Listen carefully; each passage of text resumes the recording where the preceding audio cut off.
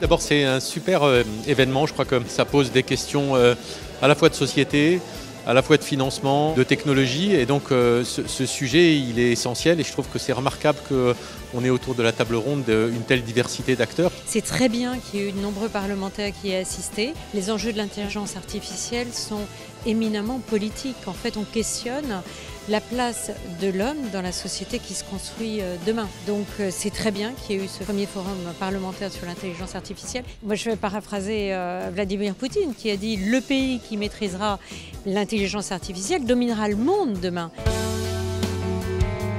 Nous devons être le premier acteur mondial en Europe de l'intelligence artificielle. Elle va avoir, et elle a déjà, un impact sur nos vies quotidiennes très important.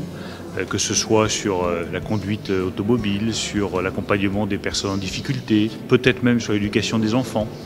Donc ça suppose qu'on maîtrise l'intelligence artificielle, qu'on fixe des limites, des orientations. Quand on dit qu'il faut faire de l'intelligence artificielle aujourd'hui parce qu'il y a des enjeux économiques importants, parce qu'il y a des enjeux sociaux, culturels, et c'est vrai, mais il y a aussi des enjeux scientifiques fascinants. Ce qui est fascinant avec l'intelligence artificielle, c'est que tout le monde s'y retrouve.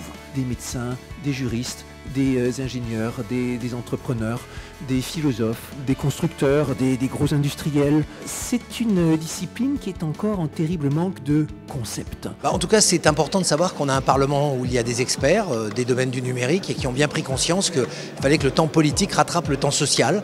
Et qu'on ne pouvait pas simplement être à la traîne des évolutions technologiques et attendre les conséquences économiques en se contentant de les constater. L'intelligence artificielle, c'est davantage un problème politique qu'un problème technologique.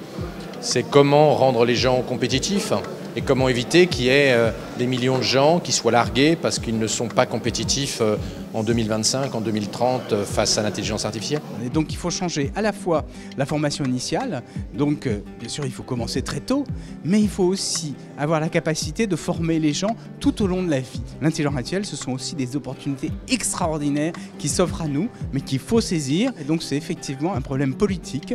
Facebook a une mission d'essayer de connecter les gens et de favoriser la communication. L'intelligence artificielle joue un rôle énorme et déjà maintenant. Le but c'est d'arriver à un terme de pouvoir traduire les 100 langues dans toutes les autres de façon parfaite et instantanée. Rien que ça, c'est un défi qui fait appel à énormément d'avancées de recherche.